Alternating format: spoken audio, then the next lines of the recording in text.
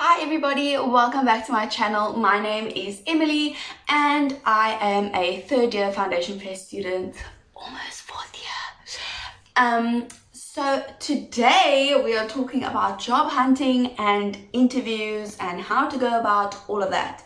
So this video is inspired by Dorian. He has been on my channel before, he has been on my Instagram, and he was so lovely to allow me to use him in aiding and helping others who might be looking for jobs. So he is currently looking for jobs. He's fourth year senior phase, I almost said foundation phase. He is fourth year senior phase and he is currently looking for jobs. The Juffrouw Angelique and teacher vacancies essay on Instagram are really helping us both out when looking for a job for him, because I am trying my best to look out for jobs for him. They post all sorts of vacancies, whatever they can find. They post foundation phase, senior phase, intermediate phase. They even do early years. Anything you're looking for, I really would recommend that you go give them a follow. So I put a poll on Instagram and I asked for any tips or recommendations or whatever you want to call them when job hunting and looking for jobs and going to interviews, as that is a huge process and a huge part of getting a job, especially as a teacher. So the first thing that I was told, which I didn't know, and personally I feel that universities should really start to teach this, but maybe they will teach this in fourth year, I don't know, because I'm not at that stage just yet, but I know that there are many people who are at that stage. So the first thing is to know what you're looking for. So when you see an ad, they will obviously have all their recommendations, what you need to send, it will be your CV, and I have a video coming up about how to put together a CV as well as how to get your SACE number. And that brings me to your SACE number. First and foremost, you need what they call a SACE number. It is an acronym. It is SACE. And basically what that is every teacher has to have a SACE number. It is so that you are registered under the government's database as a teacher. It also ensures that you are protected as a teacher. So that's a whole nother process. You'll always see on the ads, on the teacher vacancies, that they require a SACE number. And when you're a student, you don't get a SACE number until you are qualified, until you actually have the degree, when you have passed all 4 years. But they do give you a temporary number that you can apply for jobs with. Then the school knows that you are registered under SACE, you just are not qualified yet, but they do still consider you, so don't let that be a discouragement, if that is a word. Okay, then this is very important. Know the difference between a contract post and a permanent post. So new teachers often don't get permanent posts because they are hard to come by, but when you do, I say go for it. So basically a contract post is only a year post. You sign the contract, you get it for a year. And it is normally an SGB post. An SGB post, if you see that on the ad, means student governing body of the school pays you, basically. So the school pays you, not the government. A contract post will give you a bigger salary, but you need to remember you're not getting any of the benefits from a government post. A government post will give you medical aid, pension, part of your retirement fund. They can give you a housing subsidy. All of that, those things are extras that you get under a permanent post, which is a government post.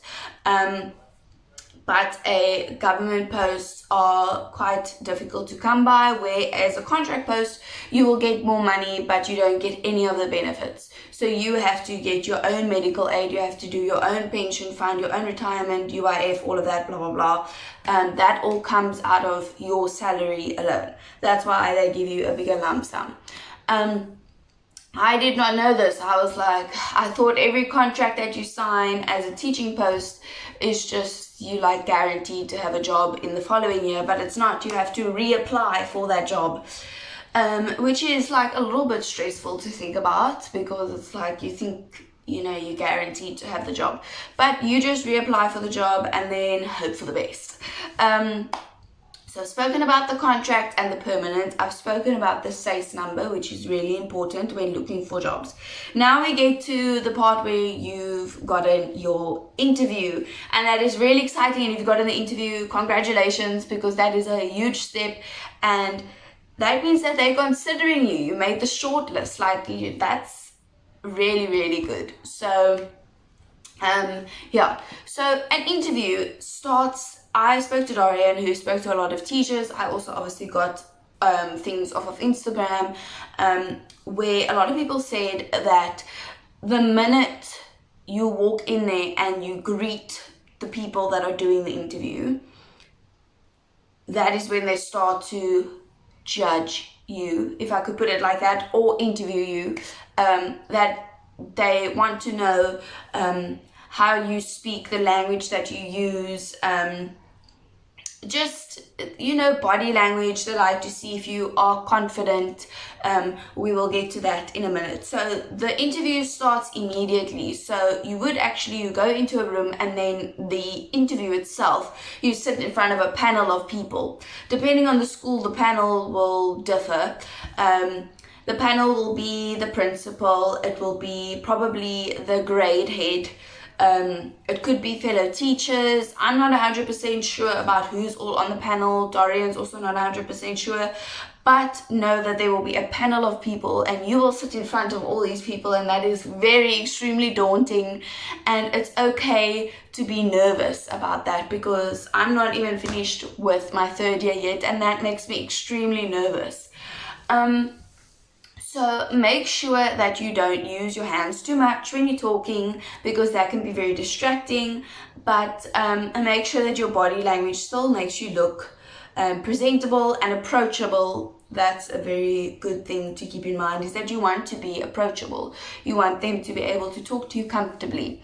Okay, so the greeting starts, and just a tip for when we are during COVID, if you're going for interviews now during this stage, we don't know when this is going to end, they might try and trick you when they greet you. They might want to shake your hand, which you can't do at the moment because of COVID restrictions. So make sure you give your elbow. It's just little things like that. So once you are sitting in front of your panel, they might try and ask you questions. Well, they'll ask you questions in English, and they'll ask you questions in Afrikaans.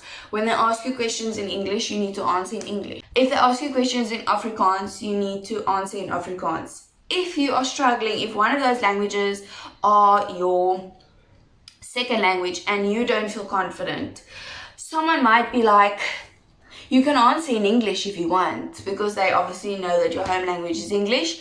Don't. If the question was Afrikaans, try your best. Even if it's in broken Afrikaans, they want to see that you will try. Very, very important. I got a lot of people telling me, the way that you present yourself, the way that you look, that is your first impression. So you don't want to come with half your hair sticking out. They say if you have a beard, it needs to be not cleanly shaven. If you want to have a beard, of course you can have a beard, but it doesn't need to be cleanly shaven. It just needs to be neat. Or you can clean shave if you like. Your hair needs to be nice and cut, or if you have longer hair, it needs to be nice and put back, or just not in your face. Make sure that you look clean, make sure that you smell good. It's just like little things. Maybe this is very touchy, because it goes according to a dress code, if you could put it like that. But these are hard things that need to be spoken about. And just remember, this is just for an interview for you to get the job. So try not to wear anything too low cut. You don't want to sexualize yourself. Try not to have anything with open shoulders or open back. If you are going to wear a skirt, make sure that it's just above your knee or on your knee, or a dress. If you don't want to wear makeup, you don't have to wear makeup. Don't let anyone ever tell you need to look presentable and then you have to wear makeup. I'm personally not one that wears makeup, but to an interview, I personally might wear a little bit of mascara, might put a nice little dangly earring on, just so that they can get a good vibe from you. And then comes the question of confidence. Now, I have had a lot of people that are forever asking me, because I do YouTube and I do Reels and all of that, how do I have this confidence? Well, firstly, when I'm doing YouTube and when I'm doing Reels, I'm alone in my room. It's just me and I'm talking to myself, basically, to the camera. When I first went to do practical, I was very shy. I didn't always speak up. I tried to ask the questions, but it was difficult for me. The confidence is, am I able to ask questions when I need to? Am I able to articulate my wording? Am I able to communicate effectively that the person that I'm talking to understands what I'm saying?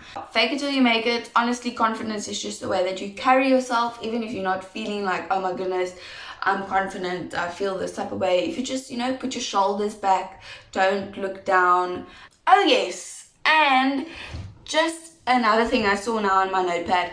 Another thing is, did you know that you need police clearance to apply for a teaching post? I'm sure it's about other posts as well, but teaching posts specifically require you to have police clearance. And what police clearance is to make sure that you don't have a criminal record or whatever. But yeah, that can take up to 2 months to get police clearance, depending on the state of the nation.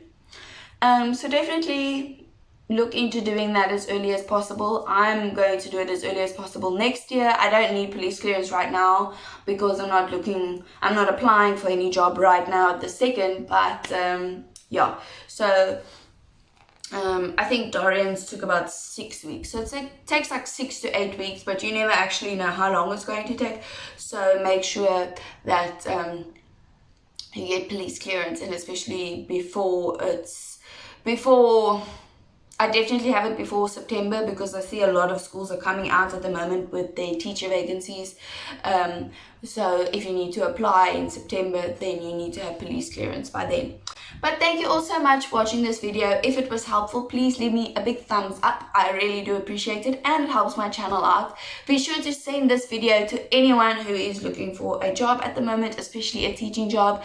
And here's my message to you: if you're looking for teaching jobs, if you're job hunting, and if you are going to an interview, a very big good luck to you. I'm holding thumbs for you. I hope that you find the job that you are wanting. And I hope it goes well. I hope that you find the confidence within yourself and that you know that you are worth any job. And a very important note, a very difficult pill to swallow sometimes, is that when you don't get the job, it's not because of you. It's not because you weren't good enough. It's just that they felt that a different candidate was suited to them. So don't ever feel bad about yourself, which I promise you, well, I can probably think about myself, is that rejection is probably never nice. But if it does happen, just know it's not you. They just found a different suited candidate for them, for their staff, for their school. So never ever give up, and just keep going, keep pushing. I'm sorry about the dog in the background. And just, you got this. And yeah, so I will see you all in the next video, which is how to register for your SACE number. Bye.